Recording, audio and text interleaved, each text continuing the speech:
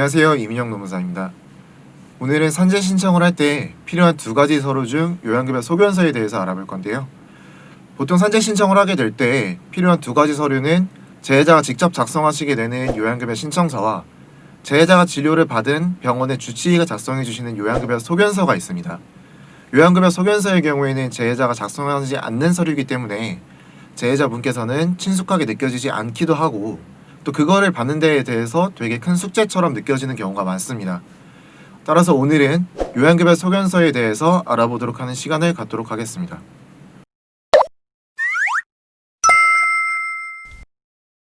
산재법 제41조 제2항에 따르면 근로자를 진료한 산재보험 의료기관은 그 근로자의 동의를 받아 요양급여의 신청을 대행할 수 있습니다.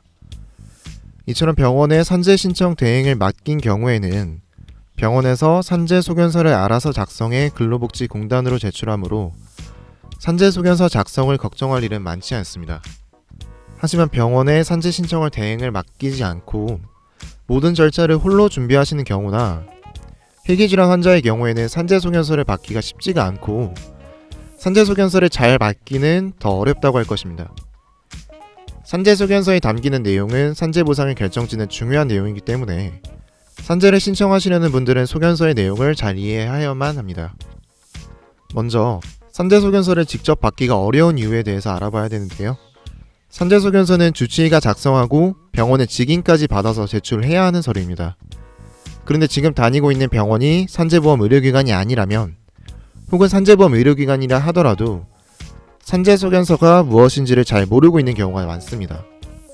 이 경우에는 산재 소견서를 직접 출력해서 주치의에게 작성을 의뢰해야 하는데 주치의의 입장에서 생각해보면 병원 지정 양식도 아닌 서류를 공들여 적어주고 거기에 의사 서명을 선뜻 해주기가 쉽지는 않습니다.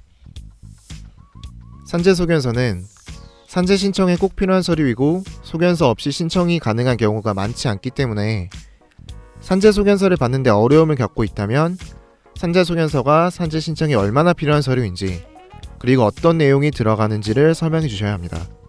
설득 작업이 난해하시거나 어렵게 느껴지신다면 전문가의 조력을 받아 진행하시는 방법을 권고드립니다. 그렇다면 두 번째로 산재 소견서를 잘 받았다라고 말하는 건 어떤 서류일까요? 우선 소견서 첫 페이지에는 환자 인적사항과 재해 경위, 상병명과 질병 코드가 정확하게 기재되어야 합니다. 특히 보상에 대해서 핵심이 되는 중요한 상병이 누락되지 않아야 됩니다.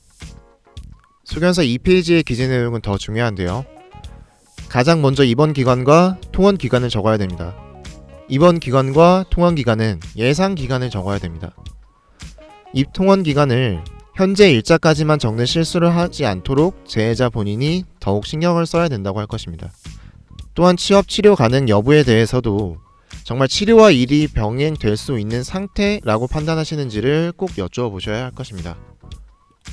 마지막으로 산재 소견서를 발급받으실 때 대개 의사 서명만 받고 오시는 분들이 종종 있으신데요.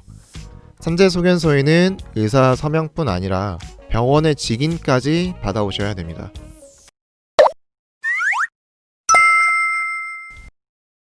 네, 산재 소견서의 경우에는 여러모로 손이 많이 가는 서류라고 할 수 있는데요.